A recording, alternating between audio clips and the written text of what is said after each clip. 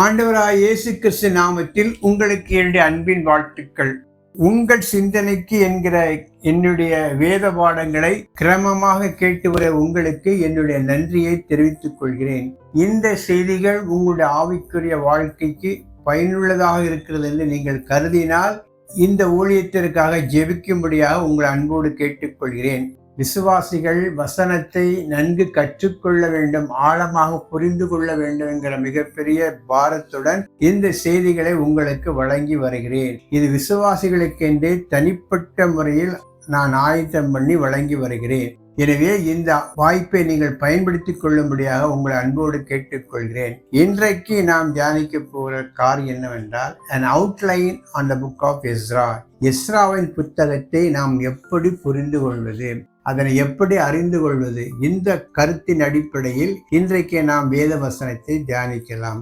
எஸ்ராவின் புத்தகம் என்பது ஒரு வரலாற்று புத்தகம், ஒரு வரலாற்று நிகழ்வுகளை கொண்ட ஒரு ஹிஸ்டாரிக்கல் புக். புதிய ஏற்பாட்டின் சபையின் எழுப்புதலுக்கு அவசியமாக படிக்க வேண்டிய ஒரு புத்தகங்கள் ஒன்றுதான் இந்த எஸ்ராவின் புத்தகம். 2500 ஆண்டுகளுக்கு முன்பாக எழுதப்பட்டிருந்தாலும் இன்றைய சபையுடைய சூழ்நிலைக்கு ஏற்றபடி சபையுடைய மீட்புக்கு மறுமலர்ச்சிக்கு தேவையான அனைத்து சத்தியங்களையும் கொண்ட ஒரு மருந்தாக இந்த புத்தகம் காணப்படுகின்றது. எனவே விசுவாசிகள் எழுப்புதலுக்குரிய சரியான வழிமுறைகளை கற்றுக்கொள்ள இந்த புத்தகத்தை படிக்கும்படியாக உங்களை அன்போடு கேட்டுக்கொள்கிறேன். இந்த புத்தகம் என்பது எஸ்ரா என்பவரால் எழுதப்பட்டது. பழைய ஏற்பாட்டுடைய யூதர்களின் வேதத்தை பொறுத்த அளவில் நெகேமியா புத்தகம் எஸ்ரா புத்தகம் இணைந்து காணப்படும். 2 நாளாகமங்கள் புத்தகத்தையும் எழுதியவர் இந்த எஸ்ரா தான். இந்த எஸ்ராவுடைய புத்தகம் எங்கே இருந்து ஆரம்பிக்கிறது என்றால் 2 நாளாகம புத்தகம் 36வது அதிகாரம்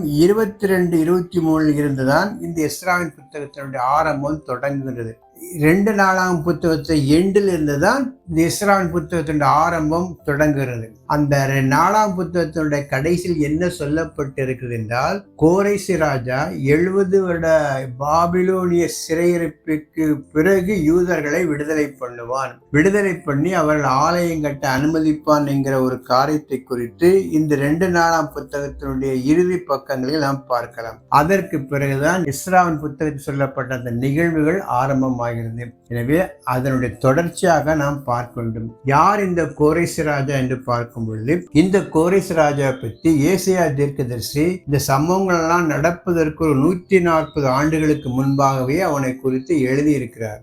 ஏசாயா தீர்க்கதரிசன புத்தகம் 44வது அதிகாரம் 28, 45வது அதிகாரம் 1ஆம் வசனங்களை பார்க்கும் பொழுது, இவன் பிறப்பதற்கு முன்பாகவே இவனுடைய பெயரை குறிப்பிட்டு இவன் என்னெல்லாம் செய்வான் என்பதை பற்றி இந்த 2 வசனங்களில் பார்க்கலாம். இவன் தான் சிறையிருப்பில் உள்ள அந்த யூதர்களை விடுதலையாக்கி பாபிலோனில் இருந்து எருசலேமுக்கு அனுப்புவான், அவன்தான் ஆலயங்கள் கட்ட அனுமதிப்பான் போன்ற பல காரியங்களை இந்த தீர்க்க தரிசன புத்தகத்தில் நாம் பார்க்கலாம். அந்த அளவுக்கு பிறப்பதற்கு முன்பாக பேரிட்டு அழைத்த ஒரு மன்னன் தான் இந்த கோரேசு மன்னன். இப்படிப்பட்ட மிகப்பெரிய சிலாக்கியத்தை பெற்ற இந்த கோரேசு மன்னனை பற்றி தான் இந்த புத்தகத்தின் ஆரம்பத்திலிருந்து நாம் பார்க்க முடிகிறது. அதற்கு முன்பாக ஒரு ஹிஸ்டாரிக்கல் பேக்ரவுண்டை நீங்கள் அறிந்து கொள்ள வேண்டும். எப்படி என்றால், ஒரே நாளில் யூத சாம்ராஜ்யம், யூதாவினுடைய ராஜ்யம் அழிந்து போகவில்லை. கர்த்தர் பல எச்சரிப்புகளை கொடுத்து கடைசியாக 3 ராஜாக்களுக்கும் ஒரு மிகப்பெரிய எச்சரிப்பை கொடுத்தார். அந்த 3 ராஜாக்களும் தங்கள் வழிகளை விட்டு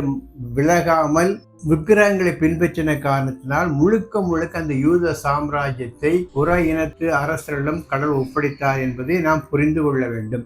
உதாரணத்துக்கு பார்ப்போம் என்றால், கிமு 605 முதலாக நேபுகாத்நேசர் இஸ்ரவேல் மேல் படையெடுத்து அதனை தாக்கினான். அப்படி தாக்கும் போது ஏறக்குறைய மிக சிறந்த ராஜவம்சத்தை சேர்ந்த பலரை அவன் கைப்பற்றி தன் நாட்டுக்கு எடுத்து சென்றான். எருசலேம் நகரம் முற்றுகையிடப்பட்டது. அப்பொழுது நாட்டை ஆண்டவன் யார் என்றால் யோயாக்கிம் என்கிற ஒரு யூத மன்னன். இது நடந்த சமயம் கிமு 605. அதற்கு பிறகு கிமு 597 ஒரு காரியம் நடந்தது. இப்பொழுது ஆட்சி செய்தவன் யோயாக்கின். இவனும் ஒரு மன்னன் தான். இவன் யார் என்றால் யோயாக்கீமினுடைய மகன். இவனுடைய ஆட்சி காலத்தில் தான் ஏறக்குறை 10,000 பேர் உள்ள சிறந்த யூதர்கள், படை தளபதிகள், வல்லமையுள்ள தொழில்நுட்ப கலைஞர்கள் எல்லாம் எருசலேமிலிருந்து பாபிலோனுக்கு கடத்தப்பட்டார்கள். எருசலேம் நகரம் தாக்கப்பட்டது. இந்த ஆட்சி காலத்தில் தான் எசேக்கியேல் தீர்க்கதரிசி கடத்தப்பட்டார். முதலாவது கடத்தப்பட்டவர் யார் என்றால் தானியேல் போன்ற மிக சிறந்த ராஜ வம்சத்தை சேர்ந்தவர்கள். இரண்டாவது கடத்தலில் நடந்த காரியம் என்றால் எசேக்கியேல் தீர்க்கதரிசியை நாடு கடத்தப்பட்டார். இறுதியாகத்தான் மூன்றாவது மிகப்பெரிய அழிவு ஏற்பட்டது. இந்த காலத்தில் ஆட்சி செய்வது யார் என்றால் சிதேக்கியா ராஜா. இவருடைய ஆட்சி காலத்தில் தான் முழுக்க எருசலேம் நகரம் தரைமட்டமாக்கப்பட்டது. எருசலேம் தேவாலயம் எரிக்கப்பட்டது. பெரும்பாலான யூதர்கள் நாடு கடத்தப்பட்டார்கள். எருசலேமில் இருந்த மக்கள்ல ஏழை எளிய மக்கள் தான் இருந்தார்கள் தவிர மற்றபடி வாஷ் அவுட் முழுமையாக அந்த சிதேக்கியா ராஜாவின் காலத்தில் எருசலேம் முற்றிலுமாக தகர்க்கப்பட்டது. இது நடந்த காரியம் கிமு 586. ஆண்டவர் ஏன் இப்படி செய்தார் என்றால் ஒரே நாளில் இஸ்ரவேல் ஜனங்களுக்கு தன்னுடைய எதிர்ப்பை தன்னுடைய அழிவை கொடுக்கவில்லை. ஸ்டெப் பை ஸ்டெப்பா வார்னிங் கொடுத்து பார்த்து அது திரும்பாத காரணத்தினால் இறுதியாக சிதேக்கியா ராஜாவின் காலத்தில் அந்த தேசம் முற்றிலுமாக அழிக்கப்பட்டது. இப்படி 3 தடவைகள் 3 ஸ்பெல்ஸ் காலங்களில் 3 தடவை யூத ஜனங்கள் பாபிலோனுக்கு கடத்தப்பட்டார்கள். இந்த அடிப்படையில் தான் எஸ்ராவின் புத்தகத்தினுடைய அந்த நிகழ்வுகளை நாம் தொடர்ந்து பார்க்க வேண்டும். இதுவரைக்கும் நான் சொன்ன அந்த 3 நாடு கடத்தலை பற்றியுள்ள ஒரு ஸ்லைடை உங்கள்கிட்ட நான் போட்டு காண்பிக்கிறேன். முதல் ஸ்லைடு எதுனா 3 வெவ்வேறு காலகட்டங்கள் எந்தெந்த காலகட்டங்கள் நடந்தது என்பதை பற்றியுள்ள ஸ்லைடு. கிமு 605, 597, கிமு 586 ஏறக்குறை 20 ஆண்டு கால ஒரு இடைவெளியை யூதர்களுக்கு கொடுத்து மனம் திரும்ப வாய்ப்பு கொடுத்தார். அதில் அந்த யூத மக்கள் திரும்பாத காரணத்தால் இறுதியாக கிமு 586 எருசலேம் தேவாலயம் இடிக்கப்பட்டது. அடுத்ததாக முதல் படையெடுப்பு, நேபுகாத்நேசரோட முதல் படையெடுப்பை குறித்து இங்க பார்க்கலாம். இந்த ஸ்லைட்ல பார்க்கலாம். இது நடந்தது கிமு 605. இப்பதான் நேபுகாத்நேசர் எருசலேம் மீது படையெடுத்து முக்கியமான ராஜவம்சத்தை சேர்ந்த அறிவாளிகளை எல்லாம் கடத்தினார். அதை பற்றியுள்ள காரியம். அடுத்து 2வது ஸ்லைடு. இதுல பாத்தீங்கன்னா 2வது நாடு கடத்தல் என்ன நடந்தது, யாரெல்லாம் நாடு கடத்தப்பட்டார்கள், யாருடைய ஆட்சி காலம் என்பதை பற்றியுள்ள ஸ்லைடு. கடைசியாக நேபுகாத்நேசருடைய இறுதி படையெடுப்பு 586. இதுல என்ன நடந்தது, எப்படி தேவாலயம் இடிக்கப்பட்டது, யாருடைய ஆட்சி காலம் என்பதை பற்றியுள்ள ஸ்லைடு. இறுதியாக இந்த 3 ஸ்லைடையும் பற்றி ஒரு ஓவர்வியூ, எந்தெந்த ஆட்சி காலம் என்ன நடந்தது, யாரெல்லாம் கடத்தப்பட்டார்கள், என்ன விளைவுகள் பற்றியுள்ள ஒரு ஓவர்வியூ தான் இந்த கடைசி ஸ்லைடு. இந்த 3 ஸ்லைடை நீங்க இணைத்து நீங்க படிச்சு பார்க்கும்போது ஒரு வரலாற்று பின்னணியோடு எஸ்ராவின் புத்தகத்தை நீங்கள் படிப்பதற்கு அது மிகவும் பயனுள்ளதாக இருக்கும்.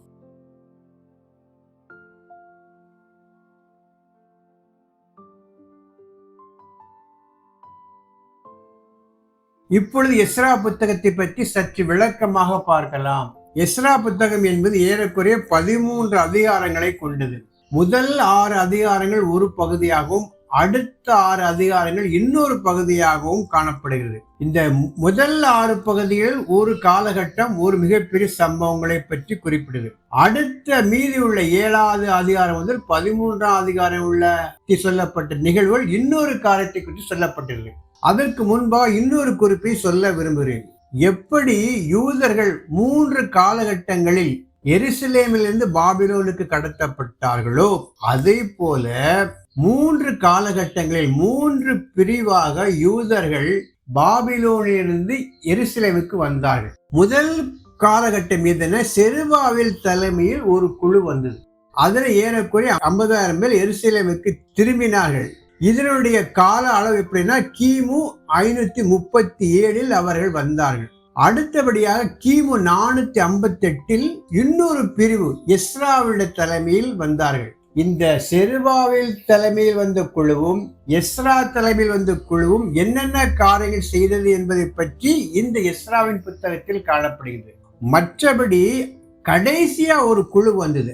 அந்த குழு கிமு 444 நெகேமியா தலைமையில் ஒரு குழு வந்தது.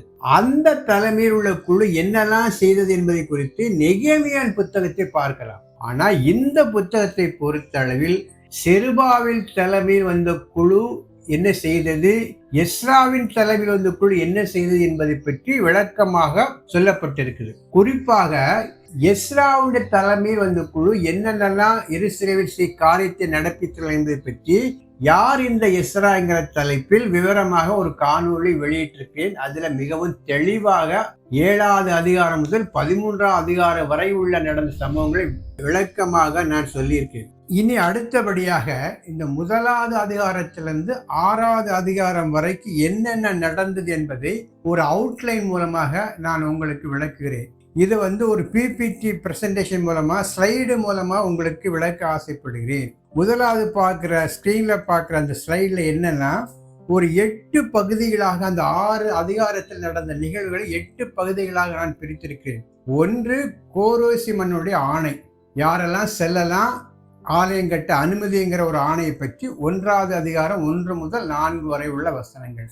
அடுத்தது, எருசலேம் தேவாலயத்தில் கைப்பற்றப்பட்ட அந்த பாத்திரங்கள் பத்திரமாக பாபிலோனில் பாதுகாக்கப்பட்டு இப்ப மறுபடியும் ஆலய பணிகள் கட்டப்படுவதற்கு, ஆலய பணிகள் புதுப்பிக்கப்படும் பொழுது அந்த பாத்திரங்கள் அனுப்பப்பட்டதா பார்க்கலாம். ஏறக்குறைய 5400 பாத்திரங்கள் அனுப்பப்பட்டதா பார்க்கலாம். அடுத்தபடியாக எவ்வளவு பேர் திரும்ப வந்தார்கள்?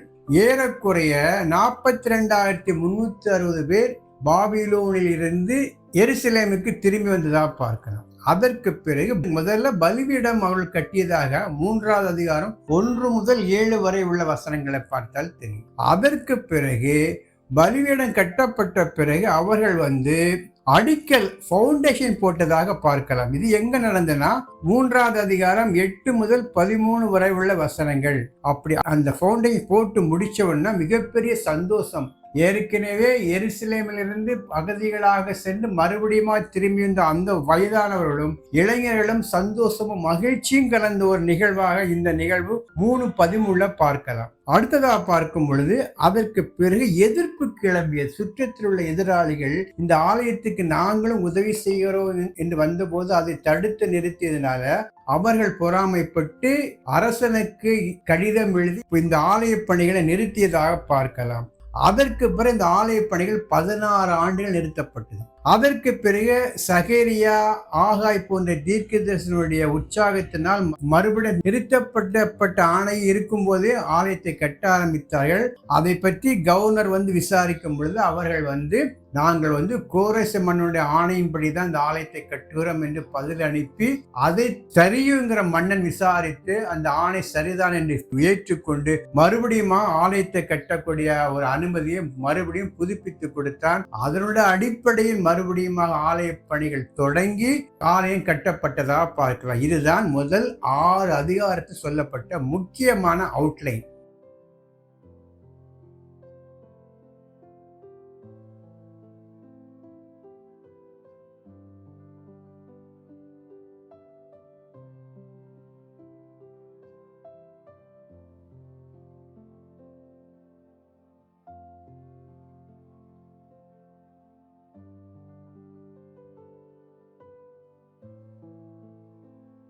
அடுத்தபடியா நாம் பார்க்கக்கூடிய ஸ்லைடு என்னன்னா, அந்த கோரேசு மன்னனுடைய ஆணை.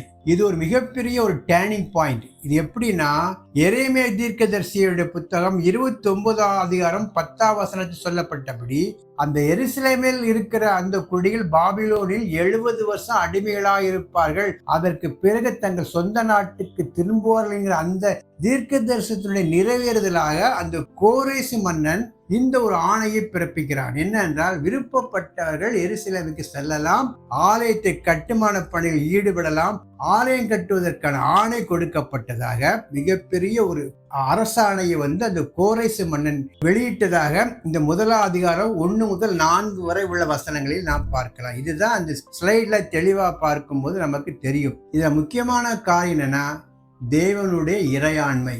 தேவன் யாரை கொண்டும் தம்முடைய நோக்கத்திற்காக பயன்படுத்த முடியும் என்பது இந்த சார்ட் மூலமாக நமக்கு கர்த்தர் உணர்த்தும் பாடமாக இருக்கிறது.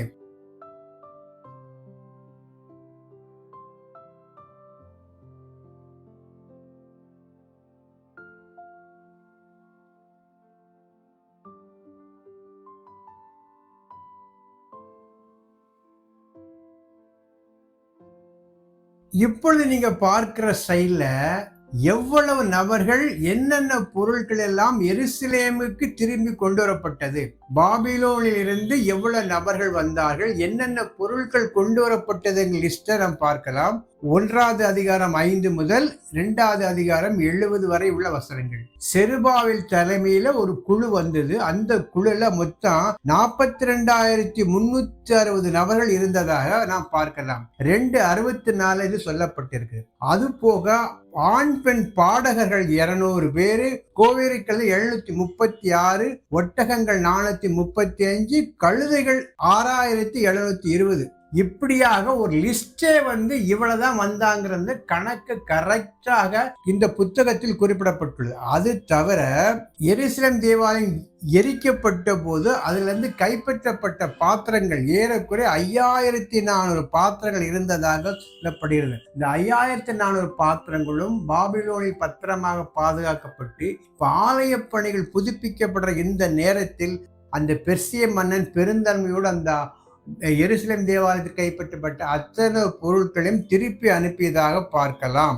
அது முக்கியமான வசனம் என்னன்னா, எருசலேமுக்கு வந்த அந்த ஜனங்கள் முதலில் தங்கள் வீடுகளுக்கு சென்றதா ஒரு குறிப்பு காணப்படுகிறது. எஸ்ரா 2:1.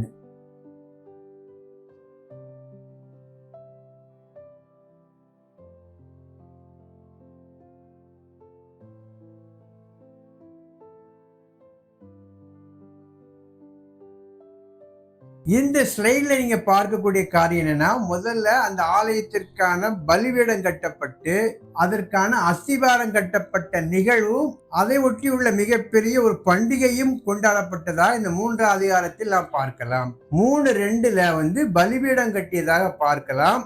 3:3 தகன பலி செலுத்தியதாக பார்க்கலாம். அதற்கு பிறகு அவள் கூடார பண்டிகை பல 70 ஆண்டுகள் கழித்து தங்கள் சொந்த தேசத்துல கூடார பண்டிகை கொண்டாடியதாக 3:4 பார்க்கலாம். அதற்கு பிறகு கட்டுமான பணிகள் தொடங்கியது, அஸ்திபாரம் போடப்பட்டது. அதன் விளைவாக 3:13 மிகப்பெரிய ஒரு நிகழ்ச்சி நடந்தது. அவள் எக்காலம் ஊதி மிகுந்த மகிழ்ச்சியாக கொண்டாடினார்கள். அந்த நிகழ்ச்சியில ரொம்ப சந்தோஷப்பட்டார்கள். எப்படின்னா, அடிமைகளாக வாழ்ந்த அந்த யூதர்களும் அடிமைகளாக பிறந்த வாலிபர்களும் மிகப்பெரிய சந்தோஷத்தோடு கூட அந்த கோயிலுக்கான அந்த அஸ்திபாரம் கட்டப்பட்ட அந்த நிகழ்வை கொண்டாடியதாக 3:13 பார்க்கலாம்.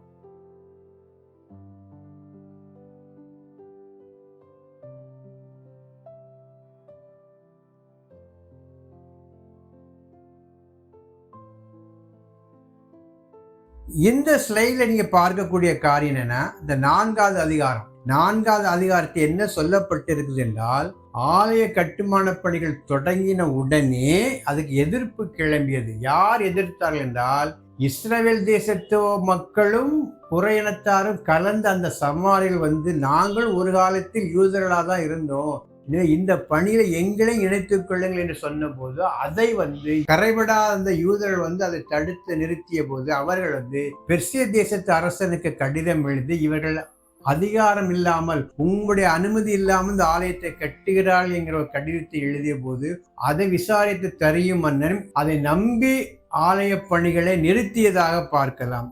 அப்படிப்பட்ட அந்த நிகழ்வு தான் இந்த 4வது அதிகாரத்தில் நாம் பார்க்கலாம்.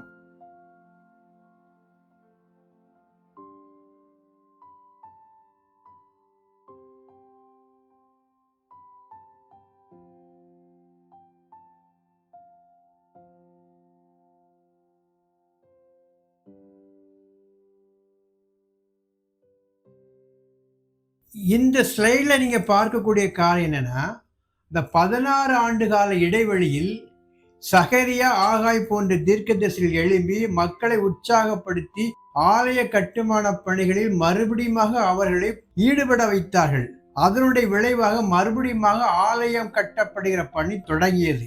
இதை அறிந்த அந்த இடத்தினுடைய ஆளுநர் தத்தனா என்பவன் விசாரித்த பொழுது அதற்கு யூதர்கள் சொன்ன பதில் என்னவென்றால், நாங்கள் கோரேசி மன்னனுடைய ஆணையின்படிதான் இந்த ஆலயத்தை கட்டினோம், வேண்டுமானால் அரசு ஆவணங்களை சரிபார்த்து கொள்ளலாம் என்று சொன்ன பொழுது அதை அடிப்படையாக கொண்டு அந்த கவர்னர் அங்குள்ள அப்போதைய அரசனான தரி என்பவனுக்கு இது மாதிரி யூதர்கள் சொன்ன வந்த அந்த ஸ்டேட்மெண்ட் சரியா என்று விசாரிக்கும்படியாக அரசனை கேட்டுக்கொண்டான். அதனுடைய அடிப்படையில் தரியும் மன்னன் அரசாங்கத்துள்ள கஜானாவுள்ள அந்த டாக்குமெண்டை சரிபார்த்த பொழுது கோரேசு மன்னனுடைய ஆணை அவர்களால் கண்டுபிடிக்கப்பட்டது. அதை அறிந்த தரியு மன்னன் மறுபடியுமாக ஆலயத்தை புதுப்பிக்கிற பணியை தொடரும்படியான ஒரு அனுமதி கொடுத்தான். ஆலயத்தை நிறுத்தும்படியான அந்த ஆலனையை கேன்சல் பண்ணி ஆலயத்தை புதுப்பிக்கும்படியான பணி மறுபடியுமாக தொடர்ந்தது. இதுதான் இந்த ஸ்லைட்ல நாம் பார்க்கக்கூடிய காரியம்.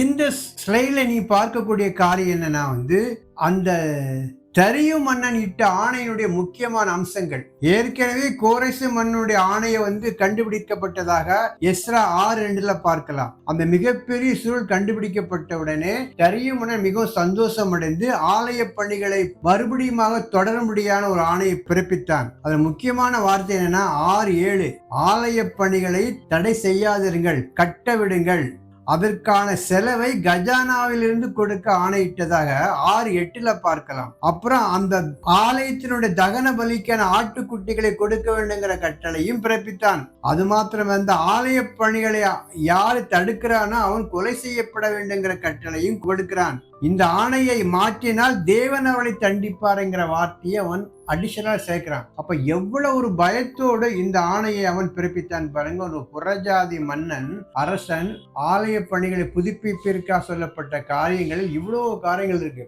ஆலய பணியை தொடரலாம், அந்த பணியை தடுத்து நிறுத்துறவனை கடவுள் தண்டிப்பார், அதற்கான எல்லா செலவையும் அரசாங்கம் ஏற்றுக்கொள்ளும், ஆடு மாடுகளை கொடுங்கள் என்று மிக ஒரு விரிவான ஒரு ஆணையை அந்த தரியு மன்னன் கொடுத்ததாக பார்க்கலாம். இதனுடைய அடிப்படையில் அந்த ஆலயம் கட்டப்பட்டது.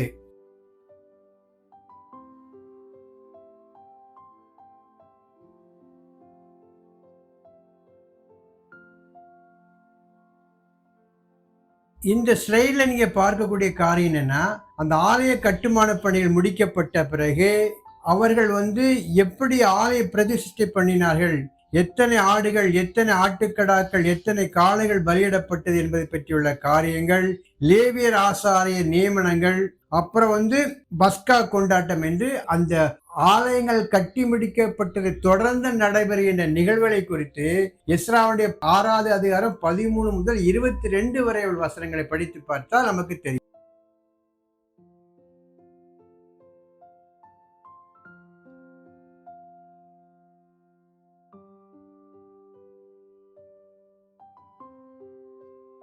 இறுதியாக இந்த 1 முதல் 6 அதிகாரங்கள் சொல்லப்பட்டுள்ள ஆவிக்குரிய சத்தியங்கள். 1, தேவனுடைய வார்த்தை எப்படியும் நிறைவேறும். 70 ஆண்டுகால அடிமை வாழ்க்கை முடியும் என்று எரேமியா தீர்க்கதரிசி மூலம் ஆண்டவர் என்ன சொன்னாரோ அதுபடி நிச்சயமாக நிறைவேறியது. அடுத்ததாக பார்க்கும் பொழுது எல்லாமே முடிந்த சூழ்நிலையில் கூட தேவனால் எதையும் கட்டி எழுப்ப முடியும். எரிக்கப்பட்ட தேவாலயம் மறுபடியும் புதுப்பிக்க தேவனால் தான் முடியும். அதுபோல நம் ஆவிக்குரிய வாழ்க்கை எந்த நிலையில் இருந்தாலும் அதையும் மறுபடியும் உயிர்ப்பிக்க கட்டமைக்க தேவனால் முடியும்.